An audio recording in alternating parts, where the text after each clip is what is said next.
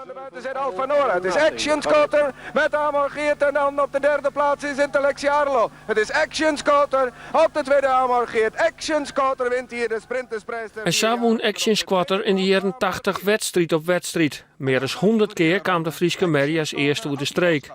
Te keren met Appie Boscha die het op de sulky ziet.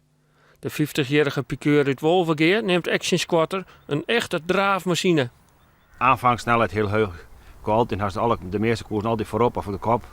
En dan ja, ze weer gretig, ze wil winnen. Ze wil winnen. Ja, voor die tijd weer de wereldhinder. En dan All or Nothing, gevolgd door Amor O en Action Squatter. Dat is een paard dat komt dus uit Friesland. We hebben nog 12... Action Squatter won 1,1 miljoen goenen. Een heel soort geld voor die tiert. Het werd verdeeld onder de piqueur en de twee eigenaren Elke Kruis en Evert Gaastra. Zij hield herinnerings op onder Mary, die het in de nacht van Manje op Tiers is slim ziek worden. We zeggen allemaal dat het verkeerd ging. Dan hebben ze een spuitjongen insliepen laten. Hoe wie dat? Ja, dat was wel een beetje, die was zeer, ja. De eind van een tiertrek, verslijn in dikke plakboeken.